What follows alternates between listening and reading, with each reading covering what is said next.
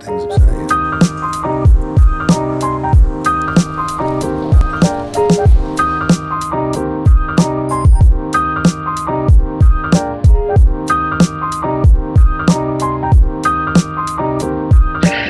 So we're in Brussels in the central square, also known as the Grand Place, and today we're going to go around Brussels by bike, showing you some of the best places you can visit.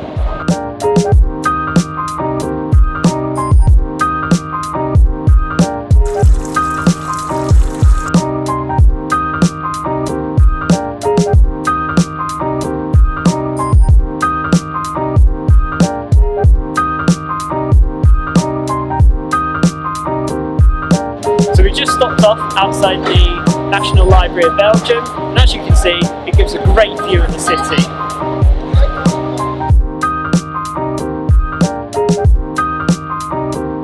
I'm from Britain, which has got a really famous royal family, but did you know that Belgium's got one too? And this is the Royal Palace.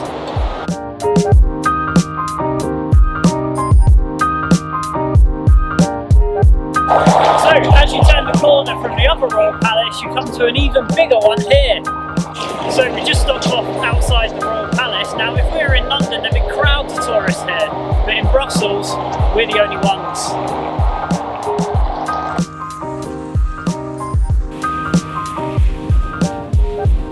We're in the park, going to one of two parliaments in Brussels. One of the quirks of Belgium is that it's a divided country. You've got the Flemish north and the Wallonian south. And at the moment we're currently outside the National Parliament of Belgium, which is in Brussels behind. But it's also got another parliament within the city, the European Parliament.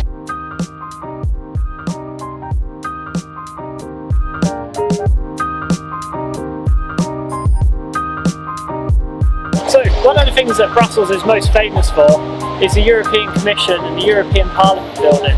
At the moment we're outside the Berlin Wall, which is the home of the European Commission. This is possibly officially the capital of Europe, and at the moment we're standing outside one of the key buildings.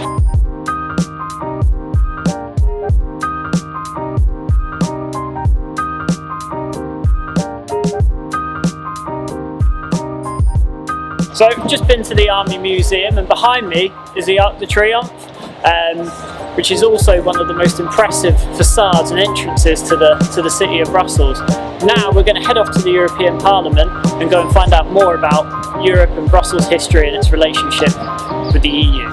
So Brussels is the capital of the European Union, and this, the Parliament, is its hub.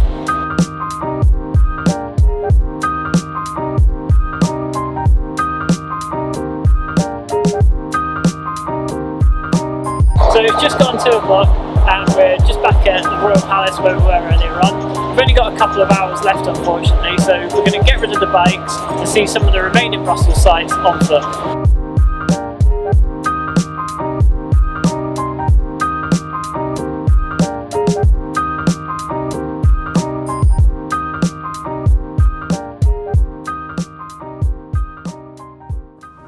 And what you want, the less you let things upset you.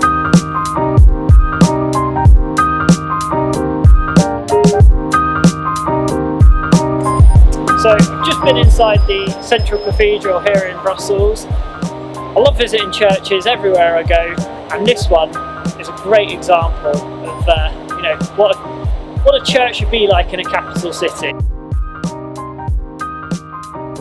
So after that, now it's time to see a bit of quirky Brussels.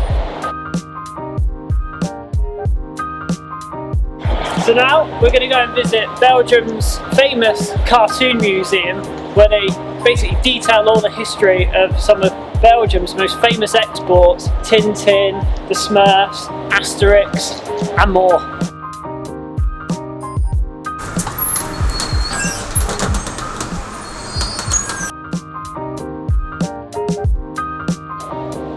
So we're in the Cartoon Museum now, which is dedicated to some of Belgium's most famous cartoons, like the Smurfs, Tintin, which of course was designed and invented in Belgium.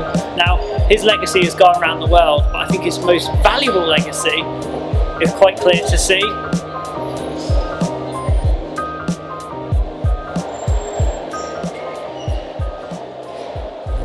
a Blanc.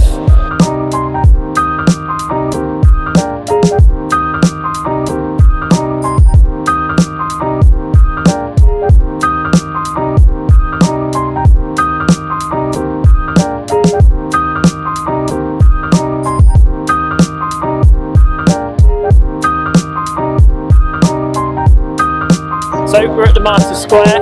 We're now going to go to the Grand Place where we started today's tour and draw our conclusions from the day.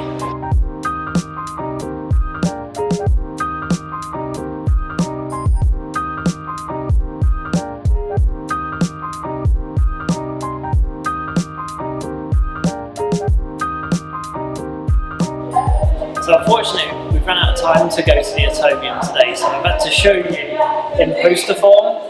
This is an iconic structure for Brussels and was built for the 1958 World Fair. It's really iconic because it's in the shape of an atom, hence its name. But it's a unique structure and you won't find anything else like it.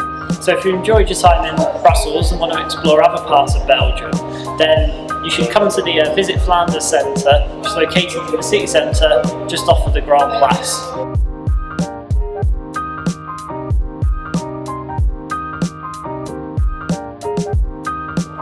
We've been exploring Brussels by bike, but also Belgium itself is known as being a cycling capital. Famous cyclists, including Eddie Merckx and Tom Boonen, all come from the country, and it's no surprise that they do well in all disciplines of cycling.